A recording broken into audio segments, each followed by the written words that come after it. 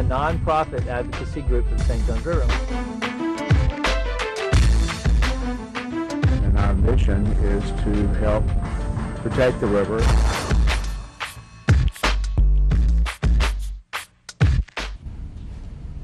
Hello, welcome once again to the St. Johns Riverkeeper Show. I'm Jimmy Ord. I'm the Executive Director of the St. Johns Riverkeeper organization, and I'm here today with my co-host and your St. Johns Riverkeeper, Lisa Reineman. Lisa, good to have you on the show again. Thank you. It's good to be here. Yeah, it's been a while since we've been sitting in these chairs and had actually a full program. It has. We've been traveling a lot. It seems that the river's taking us all over the state these days. I know, and we've also, the last couple of shows, we've actually showed some presentations, which we'll talk a little bit more about, from a forum we had back in May. And they were really such powerful presentations, we felt like we needed to show them on the program. And so we were not here. Actually, you probably enjoyed that, actually. You know, not having to listen to Lisa and I, but actually some really well-respected scientists and advocates. But anyway, just kidding. This show, we will talk a little bit about some of the issues obviously affecting the St. Johns. Before we get into that, we always like to say a few words about who we are as an organization. There may be people out there that don't know who we are. If you could just tell the folks out there a little bit about what we do. Most definitely. I'll be happy to. We are a nonprofit organization focused on giving the river a voice and making sure that the river has a voice where she does not have one. So many decisions that impact the St. Johns are made in a boardroom, or made at a regulatory public meeting, or made in Tallahassee, and we have to be there giving her a voice. It's all membership driven, and we rely on our memberships for volunteer opportunities, as well as giving us a bigger voice and doing advocacy work, doing educational issues, and getting out in the community just to celebrate and educate and advocate for the St. Johns. Yeah, and as Lisa said, we are a membership-based group, yes. And so we are privately funded. We do not receive any funding from government agencies, so we rely on you. We have memberships, the people that join on an annual basis. We have corporate sponsors of events that we do, and we have foundations that support the work that we do as well. We also, as Lisa touched on, we have, not only do we have a St. Johns Riverkeeper, who Lisa is your voice for the river. She is the public's advocate for the St. Johns. She's the one that's there representing the interests of the river at these meetings where decisions are being made that affect its future. But we also have a great staff, outreach director, we have an education director, we have a volunteer coordinator, folks that are actually getting people involved in the work that we do, and also working with teachers, students, kids, and the general public, really, to teach people about the river, to get people more aware about the issues that are affecting its health. And so I'd encourage you, go to our website, which we'll put up on the screen. I think they just put it up a few minutes ago, and there it is again. Go to our website. You can learn all about some of the activities we're doing, upcoming events, and you can join and become a member at the site too. So I hope you'll do that, learn more about us, get involved. As I always say, Lisa, the most important thing is that people are engaged and involved, because the river's not going to clean herself up, and we can't just rely on regulatory agencies to do it on their own. We need advocates. We need an organization like Riverkeeper, and we need you to support us and to help us to advocate for its protection. Well, and you're exactly right. It's the power of the people, and that's what's elevated the Silver Springs issue in the minds of the regulatory authorities. In Tallahassee, they're hearing an outcry of folks that care about our water resources to protect them. And so it is about our memberships and them being actively involved in protecting the St. Johns River and all the waterways that have an impact on its overall health. And that's why we're so engaged in the Silver Springs issue. As you mentioned earlier, we had the May 15th forum here in Jacksonville that was fantastic. On June 23rd, over 1,700 concerned citizens joined together from across the state at Silver River State Park to say this is enough. We've got to look at the current condition of Silver Springs and then talk about what the future impact of some of these issues, like the Adena Springs Ranch consumptive use permit, which is going to have a huge impact on the flow of Silver Springs as well as its nutrient pollution, which is now it's overwhelming. Just recently we were in Ocala, listening to the Department of Environmental Protection talking about the TMDL, the total maximum daily load, which is a tool that the state has to control nutrient pollution, to address nutrient pollution in our waterways. And what they're saying right now is the nutrient pollution is so bad in Silver Springs and Silver River that they need to reduce the current pollution by almost 80%. And that's just the current pollution. That doesn't even take into regard future pollution that's proposed by this cattle ranch that's just right there in the spring shed. So it's very concerning, and thank goodness so many people are engaged, but we need more people to be engaged. And you can easily get involved by going back to our website at stjohnsriverkeeper.org, sign on to the petition, sign up for our emails and see what's going on, because there's going to be many opportunities beyond the petition to speak out. Well, and one thing that, let me back up for just a second, because before we talk about this proposed cattle operation that could impact Silver Springs, I first want to mention and make sure people understand that the Silver Springs, many of you are probably familiar with it out there. You've probably had childhood experiences or have gone there even recently, because it is a wonderful attraction even today. But this, what really iconic natural landmark that we have in Silver Springs, in Ocala, is threatened. Its health, it has been in decline for the last couple of decades, and we've seen what the flow, the water that's flowing out of the aquifer that flows into Silver River, out of Silver Springs and into the Silver River, has declined by over 50%. We've seen nutrients have increased 20-fold. We've seen fish biomass. This is something that concerns me a lot, is that the fish have declined by 92%. And so it is a system that's very stressed and in decline, and that we need to get a handle on this and restore its health. And that's what a lot of the efforts. Now, one thing too, I want you to, some people may be asking, well, what's Silver Springs have to do with St. John's? Well, and that's a question I get asked all the time. Why is the St. John's Riverkeeper so intrigued, so interested, so concerned about Silver Springs? And it's quite simple. The two reasons. Number one, Silver Springs provides a critical freshwater resource to the St. John's. It feeds Silver River, which feeds the Ocklawaha River, which is our largest tributary. And so if you have a reduction in flow and have less fresh water coming to the St. John's, you get more salt water coming in from the ocean, and it creates an imbalance. So that's number one. Number two, this is a prime example of politics getting involved in blocking good science to make decisions. And if we can't save Silver Springs, what can we save? It's important that we take advantage of this opportunity to show that we care as a state about our water resources. And the state can show that Florida law can protect our water resources, or if it can't, then we need to say that's enough is enough. We've got to make sure that these resources don't die on our watch. As you mentioned, most of us had childhood experiences. When I was 8, I traveled to Silver Springs from Arkansas, and I knew I wanted to I saw the magic. It was amazing. I knew someday I wanted to live in Florida.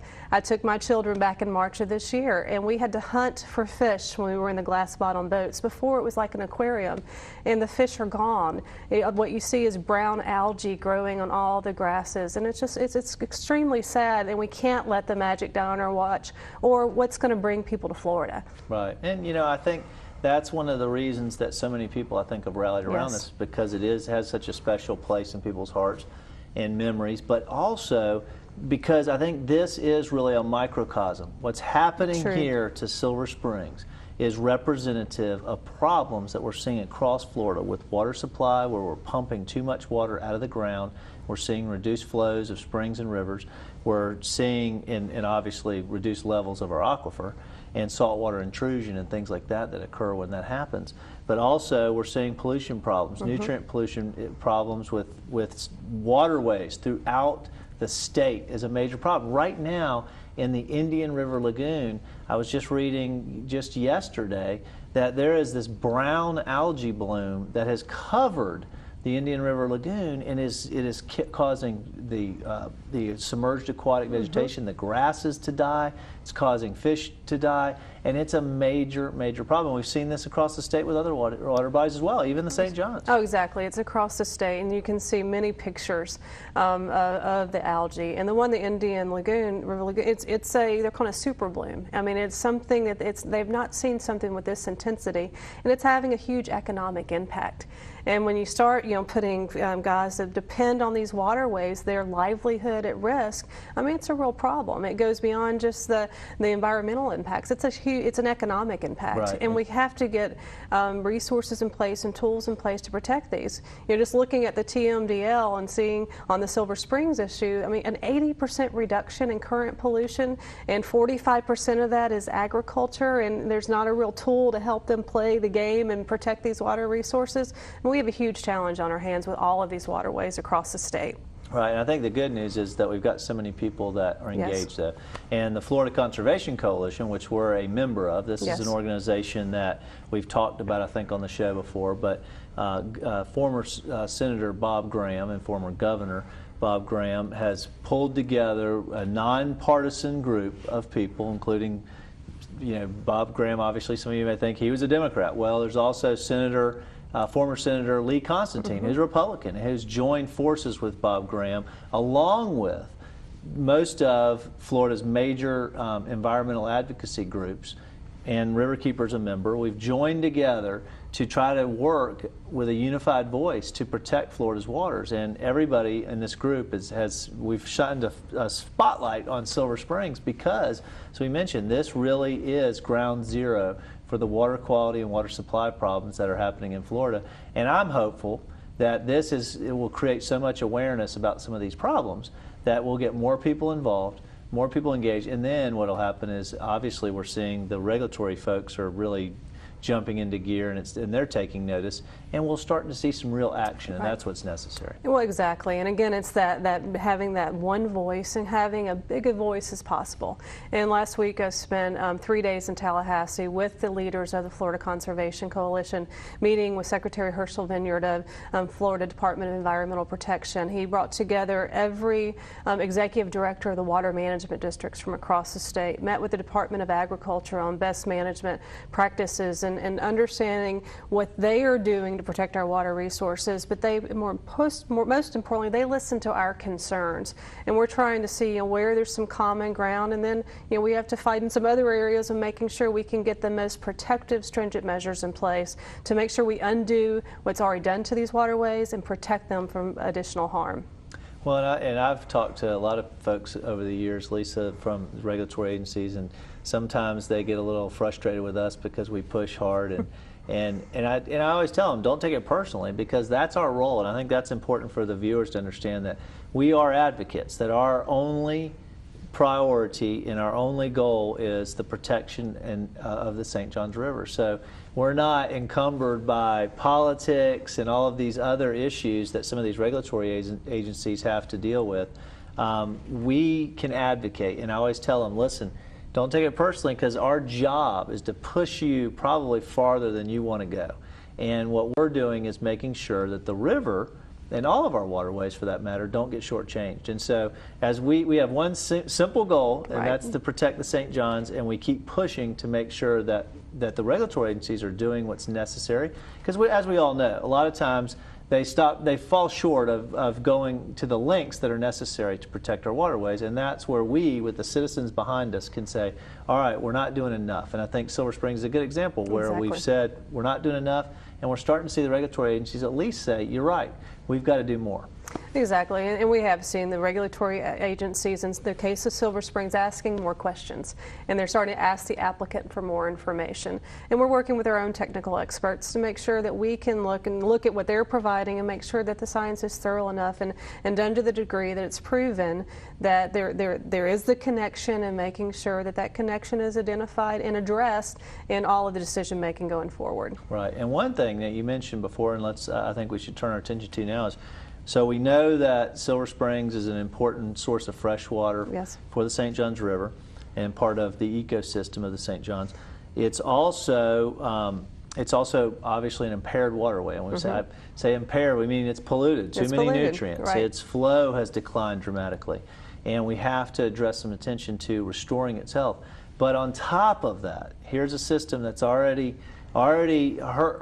suffering, and there's an application for a massive cattle operation called Adena Springs Ranch that wants to open up and have a huge cattle operation right there in the spring shed In other words, the lands that flow into Silver Springs, right there in the springshed of Silver Springs. Tell us a little bit more about that and what the status is of that permit. Well, sure. I mean, right now that it's in the Water Management District, the St. Johns River Water Management District. The application is not complete. They've asked for additional testing. The district has asked for additional information. We've heard that there's going to be another extension for the applicant on gathering that. However, the ranch is starting to have public meetings. They're trying to meet with different stakeholders to say we're really not having an impact. We disagree. We think it's a nutrient disaster. They're talking about anywhere from 15 to 30,000 cows on this property. So you're going to have, and it's grass-fed beef, which is great in itself, but this is the wrong use in the wrong place because you have very sandy soils. It's in the spring shed. There's that are actually flowing on the property. One is an outstanding Florida water. There's sinkholes on the property, so there's that connection to the aquifer. And it's going to be a nutrient disaster because you have manure involved and you have lots of fertilizer to grow the grass in the sandy soil, as well as you have to irrigate the heck out of this property because it's not the soils are not or appropriate for this much grass to feed the beef. So that's when you have the $13.6 million gallons a day consumptive use permit, a water use permit, which is more water than the city of Ocala uses. So it's going to have an impact on the flow as well as the nutrient pollution of an already severely impaired waterway. And one of the things that the applicant, Dina Springs Ranch, that's the company that wants to open up this ranch. Actually, it's an individual, a guy who's a billionaire from Canada, who has bought up a lot of this land in this area in Marion County and surrounding counties, and he wants to open this cattle operation called the Dina Springs Ranch. And one of the things that they keep saying is, oh, well, yes, we want over 13 million gallons of water a day in our application. You know, we want approval to use it, but we definitely won't hardly ever use that amount of water. That's just in case we need it. But in reality, if we have a severe drought, they could potentially, in a drought, be authorized to use double the amount of their permit. So they could be using over 26 million gallons of water a day, potentially. And that's the absolute wrong time to be using that amount of water when you're in a drought. It's the worst time to use it. And so, like you said, we're pretty sure this would contribute more nutrients to an already stressed system that's already has too many nutrients going in the first place. And a system that already, obviously, the flows are dramatically declining, and you're going to pull that much water out of this aquifer very close by to the springs itself. One thing that we have to mention and why we think that this will add additional nutrients is because it's already a stated fact that the majority of the nutrients that are causing the problem in Silver Springs are coming from livestock and agricultural sources already, right now. You're adding another agricultural, huge, actually be one of the largest cattle operations in Florida. And it's with a grass-fed component, it has a multiplying effect to it. So right now you see in all the information that's been produced by the Department of Environmental Protection that shows that livestock operations, as you said, is the largest contributor. And all of a sudden you add a sort of a super, where it has not only the growing of the grass, but the cow, the growing of the cows and the manure. It's sort of it's twice as impactful as some of the other livestock uses out there. And there's not any best management practices that have been developed by the state for this operation. They're working on that. But it's a very complex issue, but it's one that could be, it could be the straw that broke the camel's back if we let this happen in the spring shed. Right. Well, one thing that we just actually learned about too, Lisa, recently is, obviously Florida's not the only place where we've experienced extreme drought. Georgia as well, and in parts of Georgia, the Department of Environmental, I can't remember what theirs is called, Department of Environmental Protection, the equivalent agency in Georgia, actually just issued a moratorium on agricultural permits in parts of Georgia because they've decided, you know what, we need to know more about how we're using water, what's happening to our groundwater, and how to get a handle on using it more effectively and efficiently. And we may have reached that point here in Florida. I think we have, and the fact that our neighbors just to the north are, one step ahead of us. They're taking a more protective step in protecting their groundwater. And it's a very similar situation. In fact, we're researching a grass-fed beef operation in that general area around the Flint River in the same area because you can't undo the damage once it's done. Right. Well, and something I want to mention real quick because we do obviously water is such a major concern in Florida, and it's hard for maybe a lot of you out there to say, "What? Oh, we've had all this rain lately, so are we really experiencing a drought and problems with groundwater?" Well, we are, because a lot of times where that rain falls is critical, because there's recharge areas where water actually is there's conduits to the aquifer where that water can quickly recharge the aquifer. If it doesn't fall in those areas, it either takes a really long time to reach the aquifer by percolating down through the ground, or it doesn't reach it at all, because in some places there are barriers that prevent that water from going down into the aquifer, and it actually goes laterally and may go out to the closest waterway. So there are some it depends on where the water falls and how much, and we just frankly haven't had enough rainfall to begin with to adequately recharge the aquifer. In other words, replenish the amount of water that we're taking out. Exactly. And so that's one of the problems that we're facing throughout Florida, but really throughout the world. And in a couple of weeks, on September 6th, and check our website to confirm, because we just got an opportunity to show this film. We're going to show a film, Last Call of the Oasis, and it's a major documentary film that was produced about the water crisis that we're facing throughout the world. And I would encourage you to check our website and maybe go check it out. There's been other showings too, like in the Gainesville area. But I think that when people learn about the water crisis that we're facing throughout the world and in Florida, it's pretty frightening, considering how much water we're using and how we think we have an abundance when we really don't have as much water available to us as we think. Exactly, and the film really goes into the economics of what a water shortage can mean, and that's something, this is more than just protecting our river. It's more than protecting our environment. This is protecting our quality of life beyond, just the getting out and enjoying the water. It's about our whole existence and making sure that, and a lot of times when I talk to builders and developers, they're like, "Oh, I don't want to see the Riverkeeper come in." But if you protect these water resources, that helps your industry. You can't continue to grow without protecting a very vital source in our growth ability. And so it really takes it beyond just protecting our natural resources for beyond being good stewards, but it's about making it sure that's part of our opportunity to grow economically, as well as to have abundant resources. And in the past we promoted Florida as having abundant water resources, and that's just not the case, and we have to address it now. And it's about availability. It's like we have obviously a lot of water. The oceans are all around us, and we have one of the most productive aquifer systems in the world, frankly.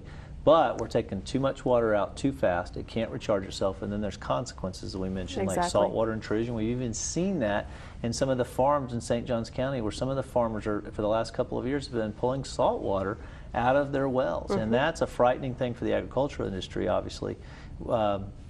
Produce doesn't grow too well with salt water. Right. And when you have to make a decision whether your crops to burn without water or burn with salt water, it's not a good option to have. Right. And we've actually seen not too long ago, a couple of months ago, in Cedar Key, they had to distribute bottled water to the residents of Cedar Key because they were having saltwater intrusion. Clay County, the same thing. They had saltwater intrusion into their public water supply.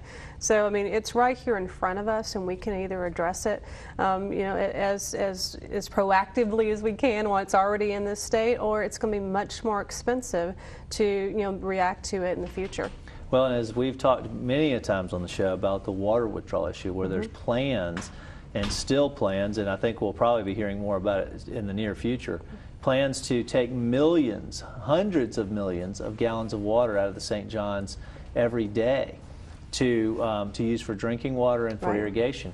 And that's coming. And what I've always said is I think we can avoid that situation if we use water more efficiently. And we can use water much more efficiently than we are now without that much more expense and cost, because the cost alternative, which is taking water out of the river and treating it using reverse osmosis, or taking water of the ocean and treating it with desalination, is extremely expensive. And the cost to do that, I think, when people start realizing that conservation makes an awful lot of sense, and it has less of an impact on our environment. Exactly, exactly. Well, we only have a few minutes actually left. We sat here and talked for almost a half hour about some really important issues. What I hope you'll do, as we mentioned, is you'll really look into some of these issues. There's some other important things that are coming up, like we're going to have some news about Georgia Pacific very soon. Yes, we've been working 6 months now on the Georgia Pacific permit, negotiating the most stringent protective permit in place.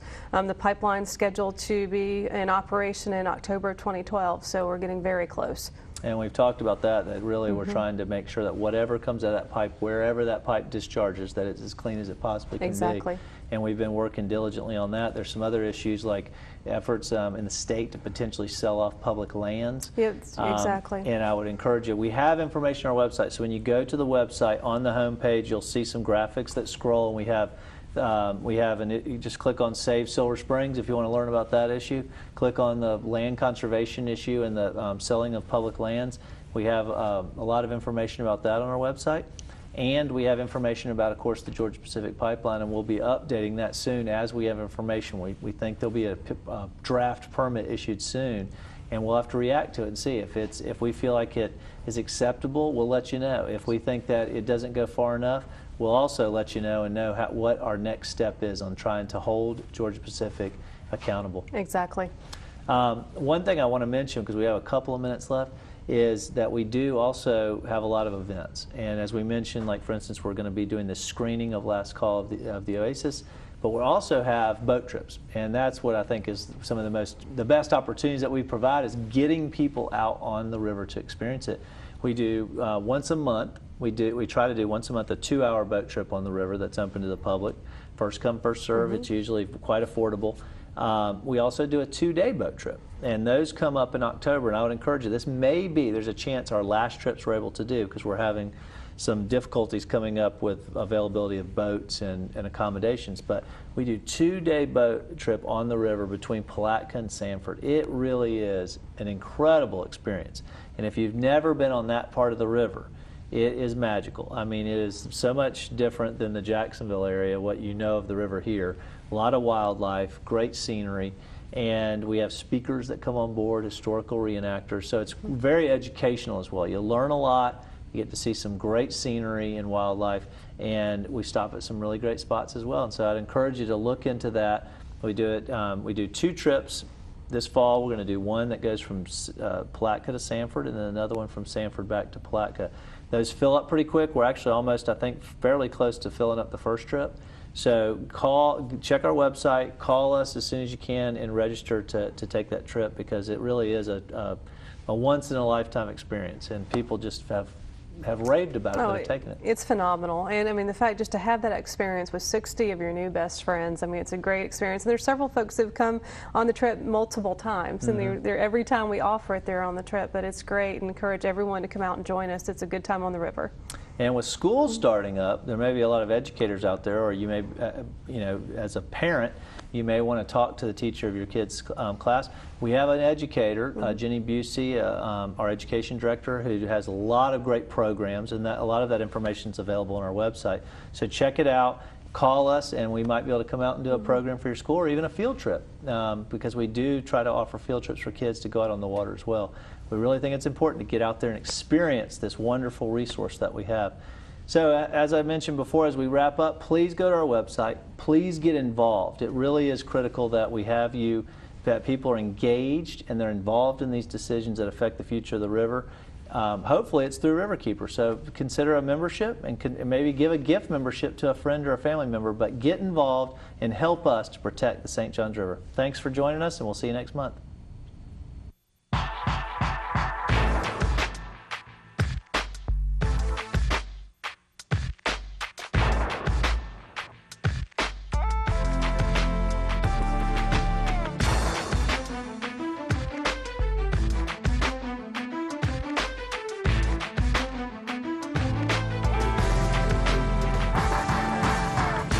We're a nonprofit advocacy group for the St. Johns River. And our mission is to help protect the river.